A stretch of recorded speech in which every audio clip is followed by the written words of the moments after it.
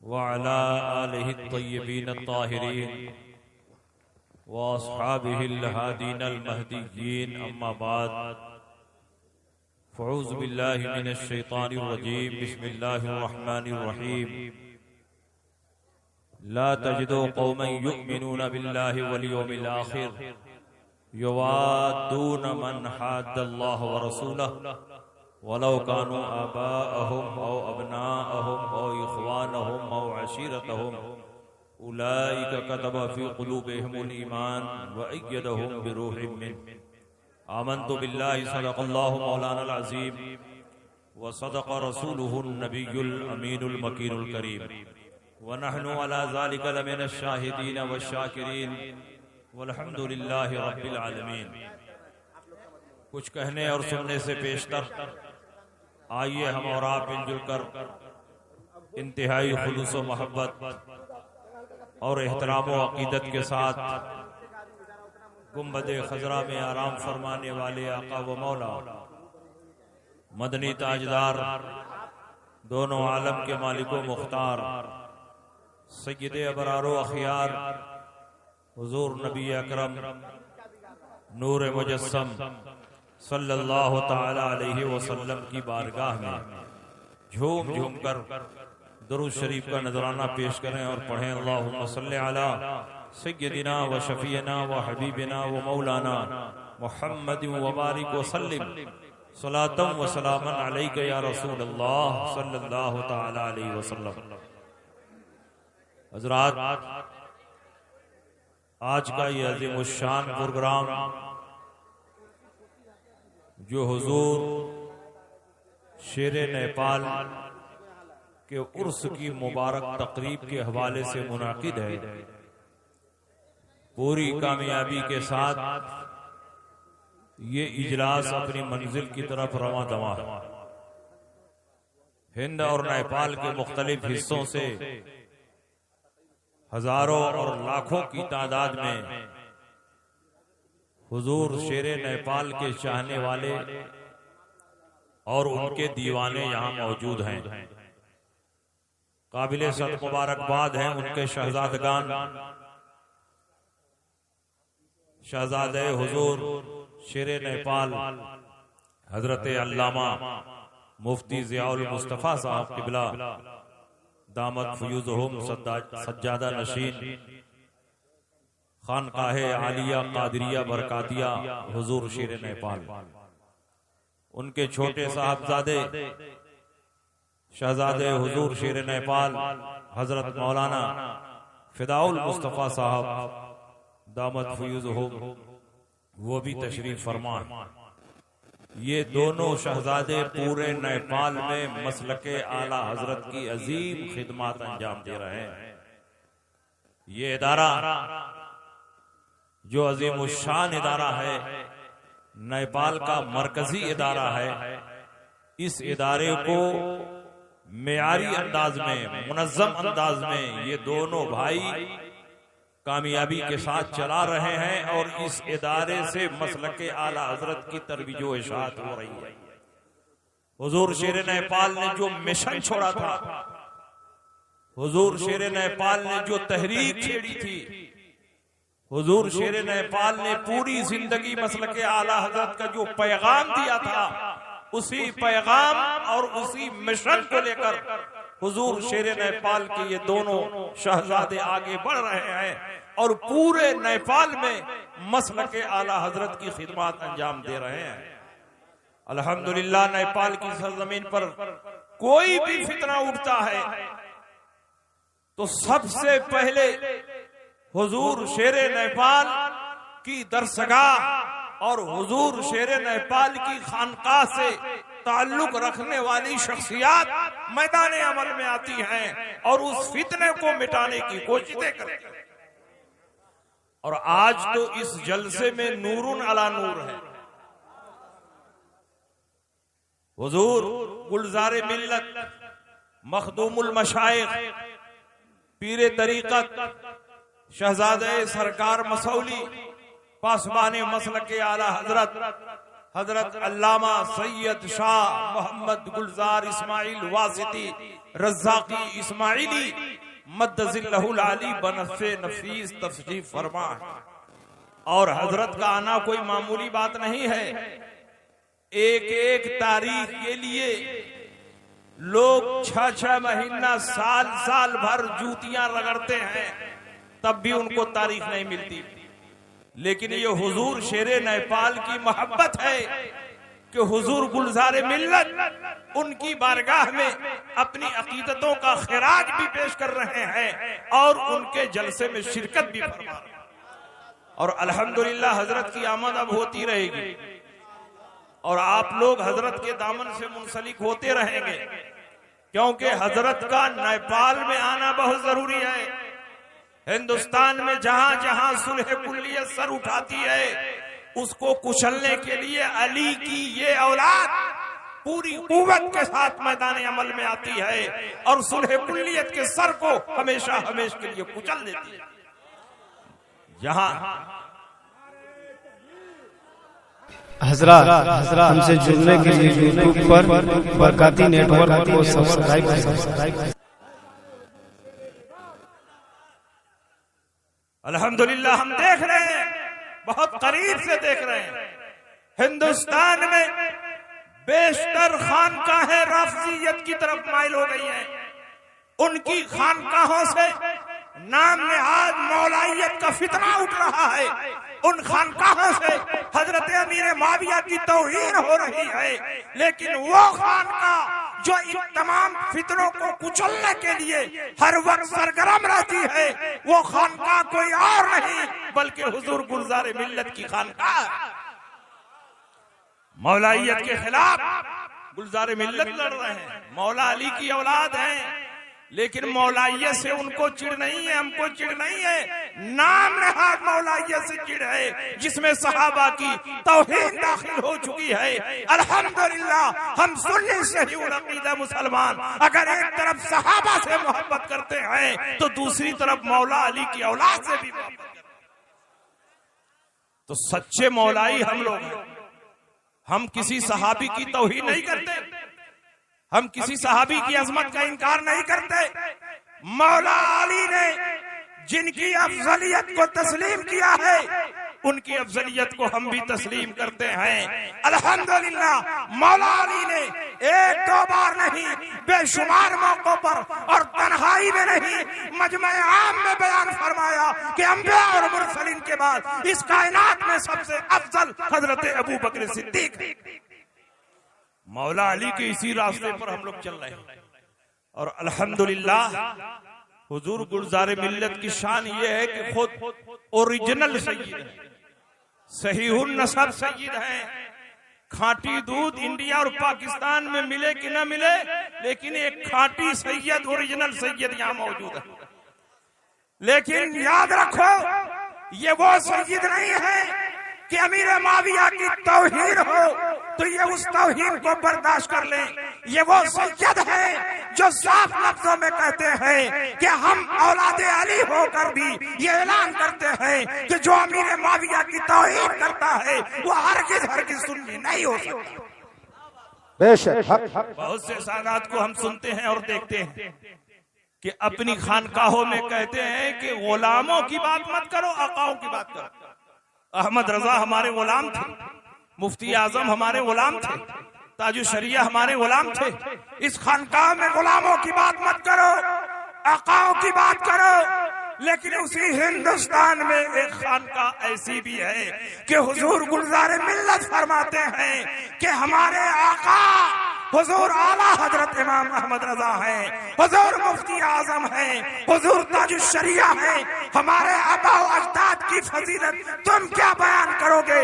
कुरान ने सादात की अजमत बयान की है, हदीस रसूल ने सादात की अजमत बयान की है। हमारी खानकाह में अगर बयान करना है तो मुफ्ती आजम की अजमत बयान करो, ताजुश शरिया की फजीलत बयान करो, इमाम अहमद रजा का मकाम और मर्तबा बयान। नारे तकबीर, नारे रिसालत, मसलके आला हजरत, फैजाने हुजूर गुलजारे मिल्लत, फैजाने हुजूर शेरे नेपाल। गुलजारे मिल्लत ये नहीं कहते कि आला हजरत हमारे दर के गुलाम है, गुलजार मिल्लत तो कहते हैं आला हजरत मेरे सर का ताज है, आला हजरत मेरी आंखों का नूर है, आला हजरत मेरे दिल का सुरूर है, आला हजरत मसलक अहले सुन्नत की पहचान है। जो आला हजरत से जर्रा बराबर बुग़्ज़ रखे वो मेरी मुरीदी में दाखिल होने की कोशिश न करे। तो ऐसे ओरिजिनल और खाटी पीर की जरूरत है कि नहीं?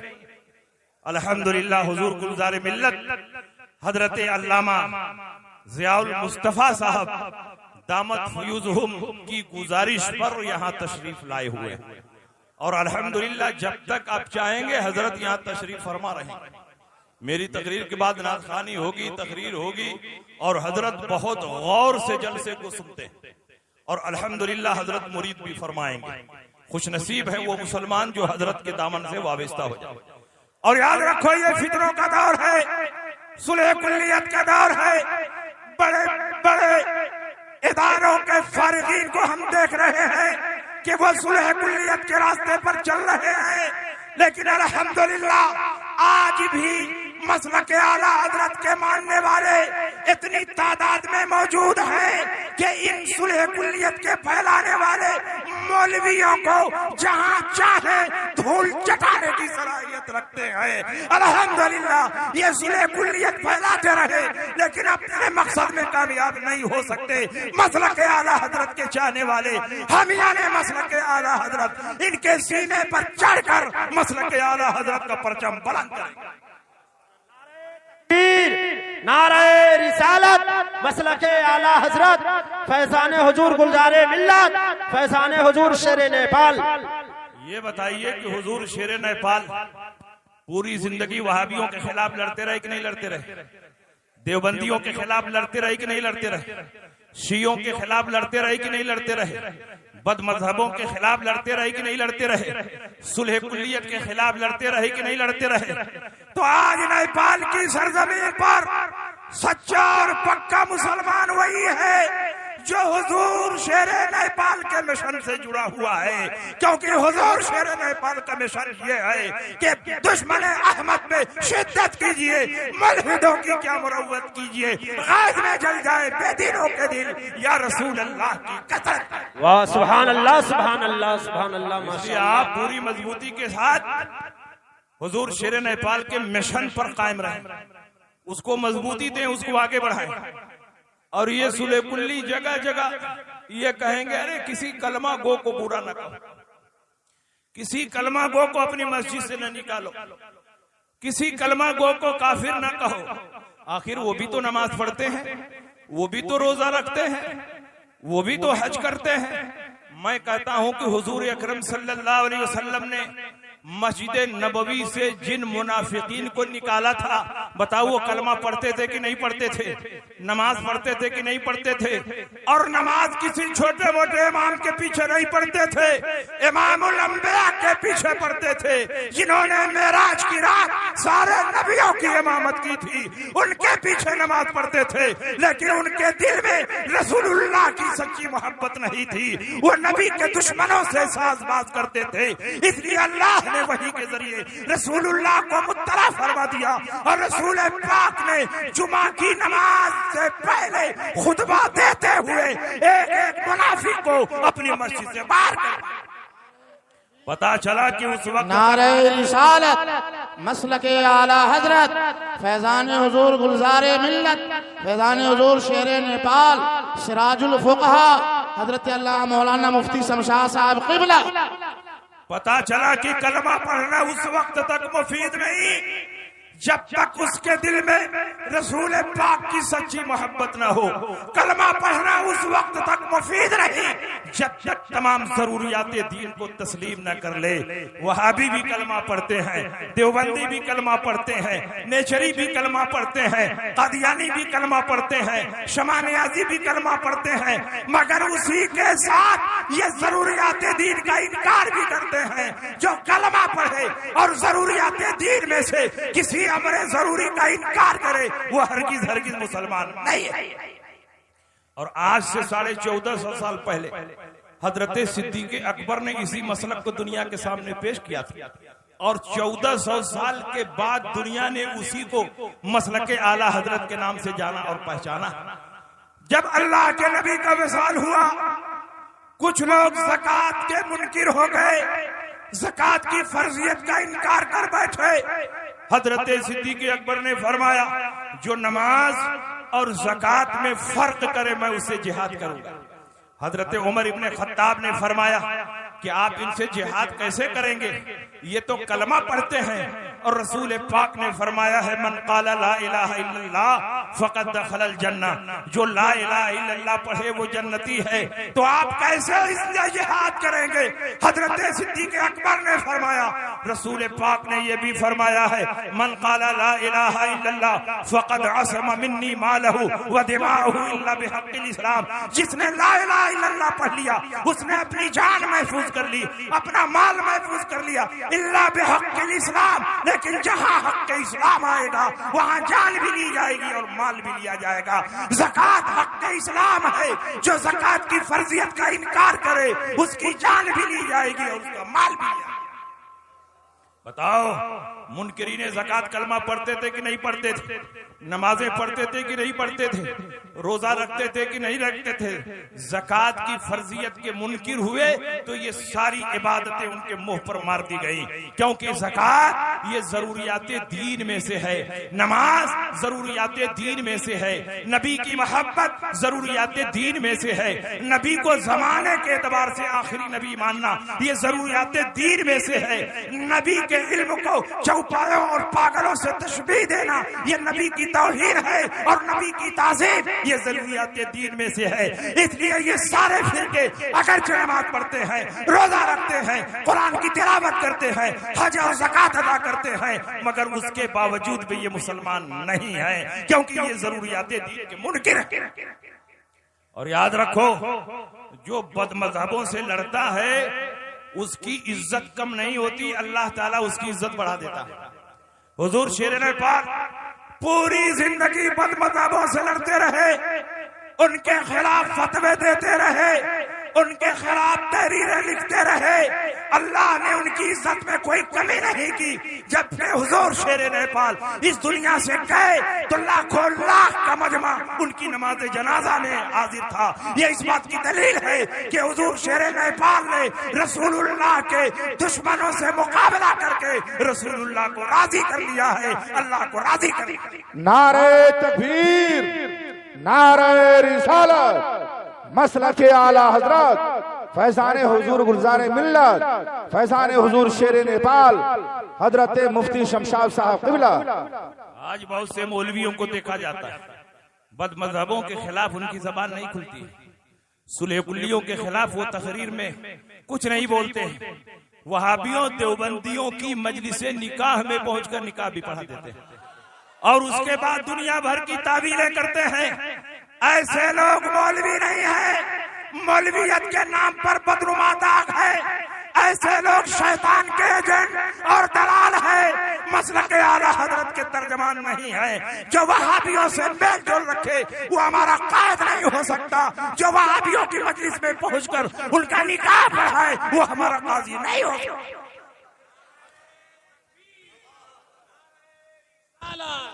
मसलके आला हजरत फैजान हुजूर ताजुल शरिया, बस्ती बस्ती करिया करिया, बस्ती बस्ती करिया करिया, फैजान हुजूर गुलजारे मिल्लत, फैजान हुजूर शेरे नेपाल, उर्से हुजूर मुफ्ती आजम नेपाल।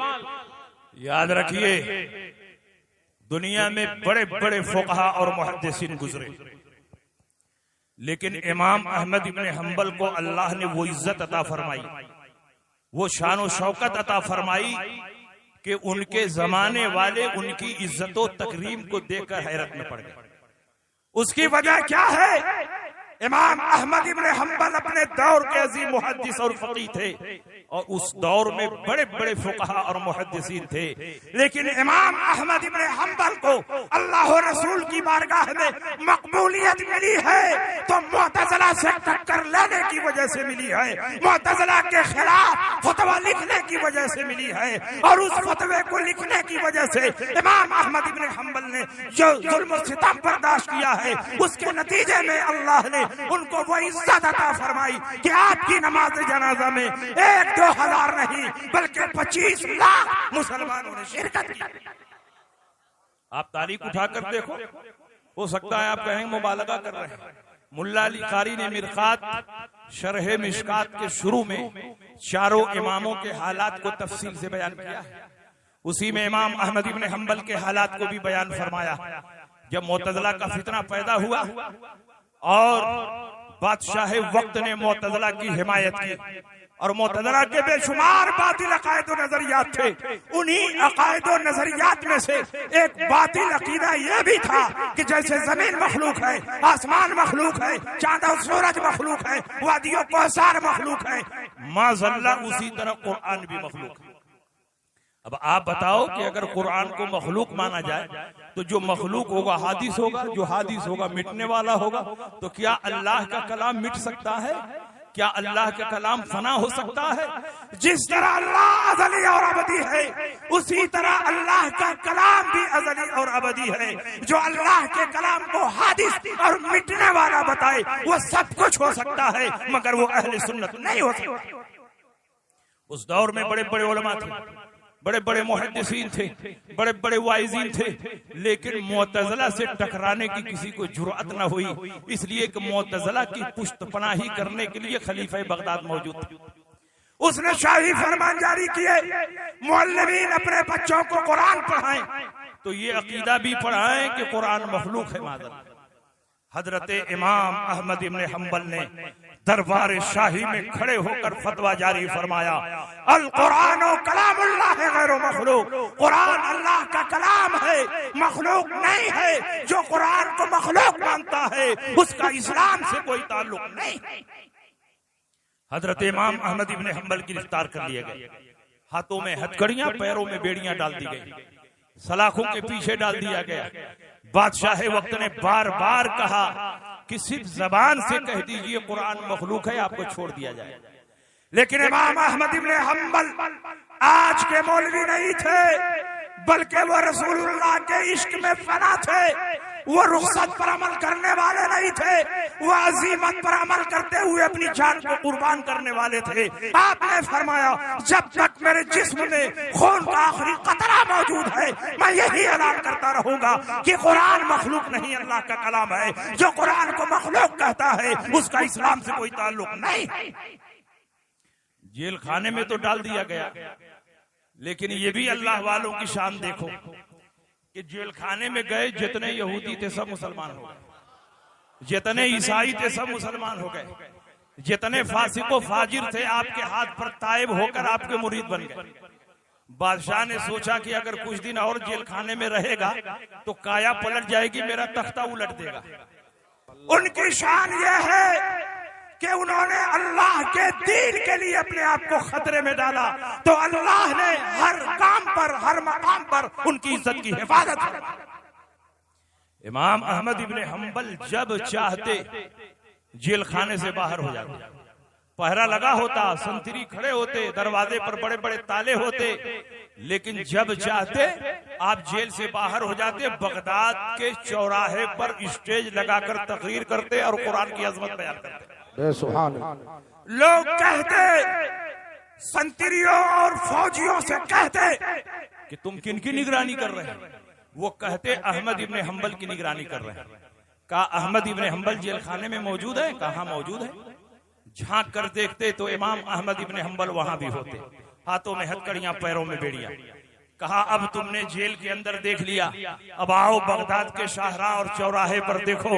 इमाम अहमद इब्न हम्बल स्टेज लगाकर तकरीर कर रहे हैं, सर पर अमामा है, जिस्म पर जुब्बा है, हाथ में आसा है और कुरान की अजमत पर तकरीरें फरमा रहे हैं। वहां जाकर देखते तो वहां भी इमाम अहमद इब्न हम्बल मौजूद होते, भागकर जेल खाने में आते, यहाँ भी इमाम अहमद इब्न हम्बल मौजूद होते। जो अल्लाह के दीन के लिए अपने आप को कायम करता है, दुनिया की कोई ताकत उसके पांव की जंजीर नहीं बन पाती। नारे तकबीर, नारे हजरत हमसे जुड़ने के लिए शुक्रिया। बरकाती नेटवर्क को सब्सक्राइब करें। बादशाह ने सोचा कि अगर इसकी तकरीर का यही सिलसिला जारी रहा तो सारे मुसलमान मेरे खिलाफ उठ खड़े होंगे और जैसे नेपाल में तख्ता पलट हो गया वैसे ही तख्ता पलट जाता। कहा जल्दी से इसको दरबार में बुलाओ, सुतून में बांधो और एक बार पूछ लो कि कुरान को मखलूक कहता है कि नहीं कहता है। अगर नहीं कहता है तो उसकी पुष्ट पर इतने कोड़े बरसाओ कि उसकी रूह कपसे उनसुरी से परवान कर जाए। आपको सुतून के साथ बांध दिया गया, आपका कुर्ता निकाल दिया गया, आपके जिस्म पर सिर्फ पैजामा है और आपके पेट को सुतून के साथ लगाकर बांध दिया गया। जल्लाद को हुक्म हुआ कि इनकी पुष्ट पर उस वक्त तक कोड़े बरसाओ जब तक इनकी रूह कफ़से उनसुरी से परवाज न कर जाए। बादशाह ने कहा अहमद इब्न हम्बल अभी भी वक्त है, सिर्फ जबान ही से कह दो कुरान मखलूक है। अगर किसी की जान जा रही हो तो जबान से कलमे कुफ्र भी बोलने की इजाजत है। दिल ईमान पर मुतमईन होना चाहिए। इल्ला मन उकरिहा व क़ल्बुहु मुतमइन्नुन बिल ईमान। ये हालत इस्तरार है। कलमे कुफ्र बोल देने से आदमी काफिर नहीं हो जाएगा, उसकी जान बच जाएगी। शरीयत इसकी इजाजत देती है, शरीयत इसकी रुख्सत देती है, लेकिन रुख्सत पर अमल करना मौलवियों का काम है और अजीमत पर अमल करना इमाम अहमद इब्न हम्बल का काम।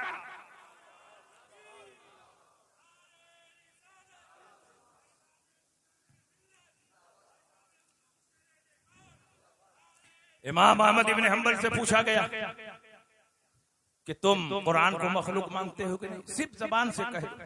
आपने फरमाया जब तक मेरी सांस चलती रहेगी, जब तक मेरे जिस्म में खून का आखिरी कतरा मौजूद है, मैं यही ऐलान करता रहूंगा अल कुरान कलामुल्लाह गैर मखलूक। कुरान अल्लाह का कलाम है, मखलूक नहीं है। जो कुरान को मखलूक कहता है उसका ईमान और इस्लाम से कोई ताल्लुक नहीं। इमाम अहमद इब्न हम्बल के पुश्त पर कोड़े बरसाए जाने लगे। जल्लाद ने पहला कोड़ा मारा, आपने फरमाया बिस्मिल्लाहिर्रहमानिर्रहीम। दूसरा कोड़ा मारा, आपने फरमाया ला हौला वला कुव्वता इल्ला बिल्लाहिल अलिय्यिल अज़ीम। तीसरा कोड़ा मारा, आपने फरमाया लन युसीबना इल्ला मा कतबल्लाहु लना। हमें वही मुसीबत पहुंचेगी जो अल्लाह ने हमारी किस्मत में लिख दिया। चौथा कोड़ा मारा गया, आपने उसी फतवे का इआदा किया अल कुरान कलामुल्लाह गैर मखलूक। कुरान अल्लाह का कलाम है, मखलूक नहीं है। जो कुरान को मखलूक कहता है उसका ईमान सलामत नहीं है, वो मुसलमान नहीं है, वो दायरे इस्लाम से बाहर। एक एक कोड़े आपकी पुष्ट पर मारे जाते रहे, आपकी पुष्ट की चमड़ी फट गई, खून का फव्वारा जारी हो गया। मगर कुर्बान जाइए इस अजीमत और इस इस्तकामत पर कि आपकी जबान पर हरफ शिकायत नहीं आया, आप घबराए नहीं, अल्लाह के दीन की हिफाजत के लिए मजबूत चट्टान की तरह खड़े रहे। एक कोड़ा आपके पैजामे की डोरी पर आकर लग गया, पैजामे की डोरी कट गई और आपका पैजामा सरक कर नीचे आने को तैयार हो गया। वही इमाम अहमद इब्न हम्बल जो एक एक कोड़े पर सब्र शुक्र के कलिमात अदा कर रहे थे, अचानक जब पैजामा नीचे आने लगा आपने आसमान की तरफ सर उठाया और दर्द और कर्ब के आलम में आपने दुआ की, अल्लाहुम्मा इन्नी असअलुका बिइस्मिकल्लज़ी मलाता बिहिल अर्श इन कुन्ता तालमु अन्नी अला सवाब फला तहतिक ली सतरा। ऐ मेरे परवरदिगार, मैं तेरे उस नाम की बरकत से मांग रहा हूँ जिसकी बरकतों से तूने अर्श को भर दिया है। अगर मेरा मसलक सही है, मेरा नजरिया सही है, मेरा फतवा सही है तो अल्लाह की इन बंदों के सामने मुझे रुसवा न फरमा। तारीख बताती है कि जो पैजामा नीचे आ रहा था अचानक खुद ही ऊपर उठने लगा। ऊपर उठने लगा, उठते उठते कमर के साथ ऐसा चिपक गया कि लगता था कि फेविकोल लगाकर चिपका दिया गया। और जब तक आप बहयात रहे पाजामा आपके जिस्म पर महफूज रहा। इससे ये नतीजा निकला कि जो अल्लाह के दीन की हिफाजत करता है, परवरदिगार आलम उसकी इज्जत की हिफाजत करता है। हुजूर शेर नेपाल ने पूरी जिंदगी अल्लाह के दीन की हिफाजत की, मसलक आला हज़रत की इशाअत की। इसलिए अल्लाह ने हर माहौल में और हर मैदान में हुजूर शेर नेपाल को कामयाब किया। इमाम अहमद इब्ने हंबल का इंतकाल हो गया 240 हिजरी। और उस दौर में टेलीफोन नहीं था, टेलीविजन नहीं था, अखबार और रसायल नहीं थे, मोबाइल नहीं थे, जदीद ज़राए इब्लाग नहीं थे। मगर मुअर्रिखीन ने लिखा है कि आपकी नमाजे जनाजा की खबर और आपकी मौत की खबर जंगल की आग की तरह हर तरफ फैल गई। पूरे बगदाद में इंसानों का सैलाब नजर आ रहा है। हर तरफ से लोग भागे चले आ रहे हैं। कोई घोड़ों पर सवार होकर, कोई खच्चर पर सवार होकर, कोई ऊंटों पर सवार होकर, कोई पापयाद आ रहा है। दीवाना वार आपकी नमाज जनाजा में शिरकत के लिए लोग चले आ रहे हैं। और कितने लोगों ने आपकी नमाज जनाजा में शिरकत की? मुल्ला अली कारी ने मिरकात शरह मिशकात में लिखा, क़ाल अबू ज़ुरअ इन्नल मुतवक्किल अमर अन युमसह अल मौज़उल लज़ी क़ाम अन्नासु फ़ीहि लिस्सलाति अलैहि फ़बलगा मक़ामा अल्फ़िन व ख़म्समिअत अल्फ़। आपके इंतकाल के बाद जब मुतवक्किल बादशाह ने पूरे मैदान की पैमाइश का आर्डर जारी किया तो पता चला आपकी नमाज जनाजा में 25 लाख मुसलमानों ने शिरकत की। नारे तकबीर, नारे रिसालत, हुजूर शमसुल फुक़हा फैज़ाने हुजूर शेर नेपाल आमदे सरकारे मसौली। ये तो मैदान में जो जमा हुए उनकी तादाद, जो दरियाए दजला में कश्तियों में खड़े होकर नमाज पढ़ रहे थे उनकी तादाद 60,000। खतीब बगदादी ने तारीख बगदाद में लिखा है, जो औरतें जुलूस जनाजा का मंजर देखने के लिए अपने अपने घरों से निकलकर एक बड़े मैदान में जमा हो गई थी, उनकी तादाद 65,000। और आपकी नमाजे जनाजा का मंजर देखकर 20,000 काफिरों ने इस्लाम का कलमा पढ़ा। वो असलमा यौम वफातिही 20 अल्फ मिनल कुफ़ार। 20,000 काफिरों ने इस्लाम का कलमा पढ़ लिया। आज तबलीगी जमात वाले नगर नगर डगर डगर लोटा थरिया बदना मुसल्ला तस्बीह लेकर घूम रहे हैं। एक भी काफिर को मुसलमान नहीं बना पाते, बल्कि जो खुशअकीदा मुसलमान नमाज रोजे के नाम पर इनके जिले में 40 दिन के लिए चला जाता है। जा रहा था, लोगों ने पूछा कहाँ जा रहे हो? नमाज सीखने जा रहे हैं, दीन सीखने जा रहे हैं, रोजा के मसाइल सीखने जा रहे हैं। और वापिस आया तो क्या बता रहा है? शबे बारात का हलवा नाजायज है, 12वीं का खिचड़ा नाजायज है। इसका मतलब ये हुआ कि ये तबलीगी जमात वाले नमाज रोजा के नाम पर वहाबियत को फैलाने की कोशिशें कर रहे हैं। नमाज रोजा एक बहाना है और सुन्नियों के ईमान पर डाका डालना ये इनका निशाना है। लेकिन इमाम अहमद इब्ने हंबल अकेला जा रहे हैं और 20,000 काफिरों को इस्लाम का कलमा पढ़ा कर जा रहे हैं। आप जरा बताइए किस शान से हमारा इमाम दुनिया से जा रहा है, किस तरह इमाम अहमद इब्ने हंबल इस दुनिया से जा रहे हैं। अल्लाह रब्बुल इज्जत ने ये इज्जत और अजमत उनको क्यों अता फरमाई? इसलिए कि पूरी जिंदगी ये रसूलुल्लाह के दीन की हिफाजत करते रहे, कुरान की अजमत पर पहरा देते रहे, मुश्किलें झेलते रहे, मसाइब व आलाम को बर्दाश्त करते रहे। तो अल्लाह ने अपनी बारगाह में महबूबियत का वो दर्जा अता फरमाया कि आपकी नमाज जनाजा में 25 लाख मुसलमानों को खड़ा कर। सुभान अल्लाह, सुभान अल्लाह। दुनिया ने सिर्फ 2 ही जनाजा देखा, एक इमाम अहमद इब्ने हंबल का जनाजा और एक माजी करीब में हुजूर ताजुश शरिया का। वहां मुसलमानों की तादाद बगदाद में उस वक्त बहुत कम थी, मगर उस तादाद और आबादी को देखते हुए 25 लाख की तादाद कम नहीं है। हुजूर ताजुश शरिया की नमाज जनाजा में 1-2 लाख नहीं 1 करोड़ से ज्यादा मुसलमानों ने शिरकत की। ये इस बात की दलील है कि हुजूर ताजुश शरिया अल्लाह की बारगाह में भी मकबूल है, रसूलुल्लाह की बारगाह में भी मकबूल है और अपने मुर्शिद की बारगाह में भी मकबूल। नारे तकबीर, नारे रिसालत, फैजाने ताजुश शरिया। इसलिए मेरे भाइयों, आप पूरी मजबूती के साथ मसलके आला हजरत पर अमल करते रहो। मसलके आला हजरत कोई नया मसलक नहीं, कोई 5वां मसलक नहीं, बल्कि मसलके अहले सुन्नत की पहचान का नाम मसलके आला हजरत है। गौसो ख्वाजा के अकायद व नजरियात का नाम मसलके आला हजरत है। आज के दौर में जो मसलके आला हजरत पर मजबूती से कायम है वही सुन्नी सहीउल अकीदा है, और जो मसलके आला हजरत से मुनारिफ हो गया उसकी सुन्नियत की कोई जमानत नहीं दी जा सकती। आला हजरत इमाम अहमद रजा भी पूरी जिंदगी नबी के दुश्मनों से लड़ते रहे। वहाबियत, देवबंदियत, कादियानियत, नेचरियत, शमानियाजियत, मौदूदवियत, इलियासियत, इस्माइलियत, इन तमाम फितरों के मुकाबले में आला हजरत इमाम अहमद रजा सत्य सिकंदरी बनकर खड़े हो गए और तने तनहा आपने सारे फितरों का मुकाबला किया। इसलिए अल्लाह ने उनको वो इज्जत अता फरमाई कि आज दुनिया के किसी भी खित्ते में चले जाइए, यूरोप में चले जाइए, अफ्रीका में चले जाइए, एशिया के किसी भी मुल्क में चले जाइए, जहां भी खुश अकीदा सुन्नी मुसलमान मिलेंगे वहां मसलके आला हजरत का नारा लगता हुआ मिलेगा। हर जगह आला हजरत का सलाम भी पढ़ा जा रहा है, आला हजरत का कलाम भी पढ़ा जा रहा है, और हर जगह मसलके आला हजरत का नारा भी। बेशक सुभान। इसलिए आप पूरी मजबूती के साथ मसलके आला हजरत पर कायम रहे।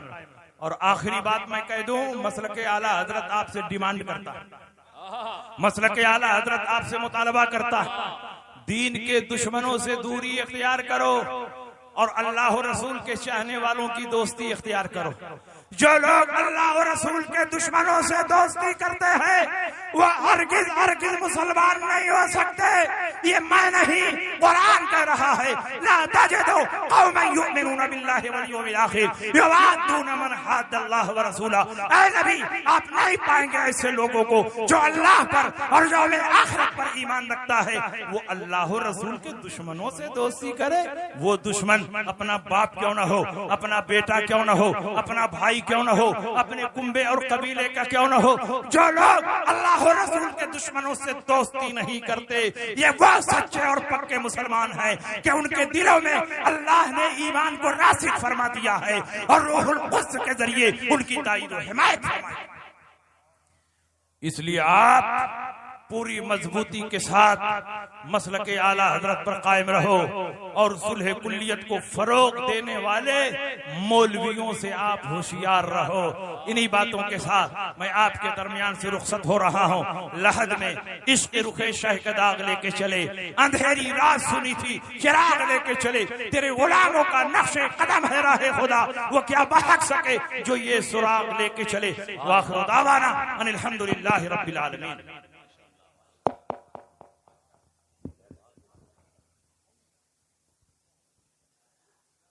आस्ताना हुजूर का देखो,